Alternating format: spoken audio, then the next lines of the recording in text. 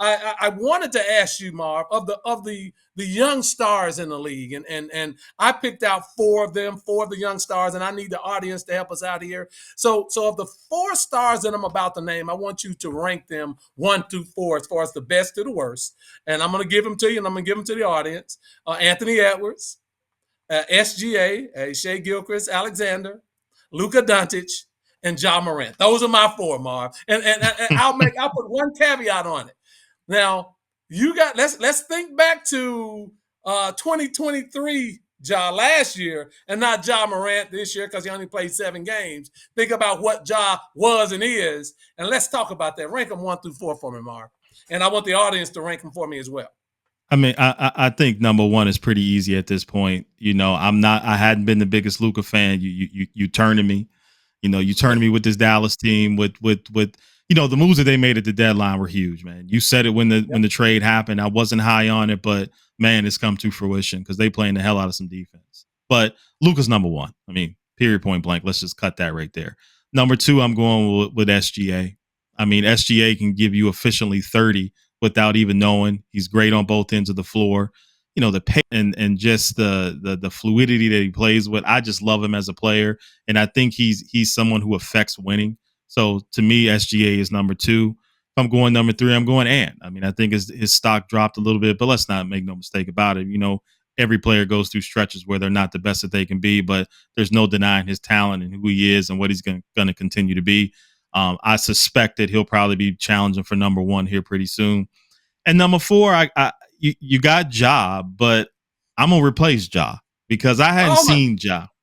Okay. I hadn't seen Ja in a while. I don't know what Ja is right now. So like Janet Jackson. What have you done for me lately? I need what's going on now, and I'm a in the moment type of person. So I'm going Tyrese Maxey.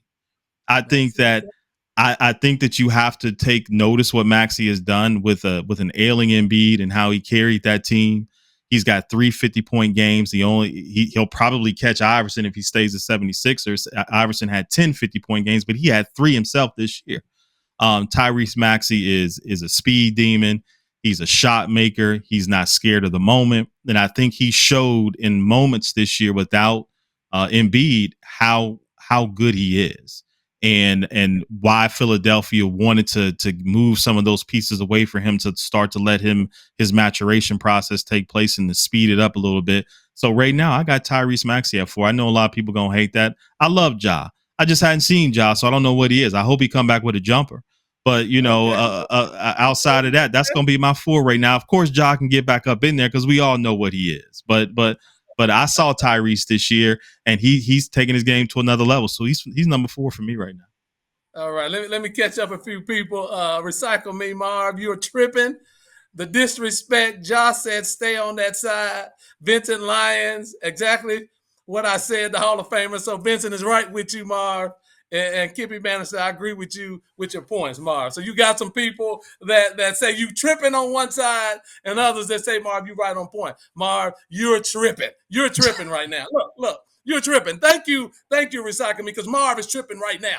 Look, Luka, without any question, Luka's won. There's no doubt about it. Luka has been consistent from day one. He's doing it big. He got the perfect run and make, but it can't be said how great Luka Doncic is. And I wasn't a Luka Doncic fan coming in, but his game has sold me. Luka is the man.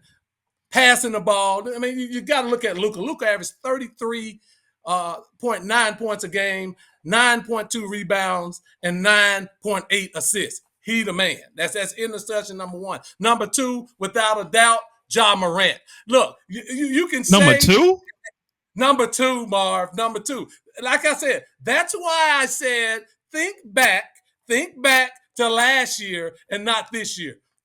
Last year, Ja averaged 26.2 points a game, 5.9 rebounds, and 8 assists. And before the gun incident, without a shadow of a doubt, everybody was recognizing him as the one. The face of the league is Ja Morant. And I think when Ja Morant comes back, he's going to be on a tear. You're right, Marv. His jumper needs to improve, but it's good enough that he shoots the 3 33% clip or something like that. His penetration, his mid game is there. His float game is better than anybody in the league. And then going to the baskets, there's none better. Ja's number 2. Number 3, I have SGA, Shai Gilgeous-Alexander. Just smooth in what he does. His game is just perfect. He's smooth. I would like to see him pick up his assists because SGA is averaging about 6 assists a game. He can get more people involved with the assists, but he's number 3. And then Anthony Edwards is number 4. We anointed Anthony Edwards way too fast. He's a great young player, and he's the best two-way player. He's the best two-way player of all of them, but he's not the best player of those 4. Mark, those are my 4. Tell me what you think about it, bro, and then we're going to get some more comments in on that.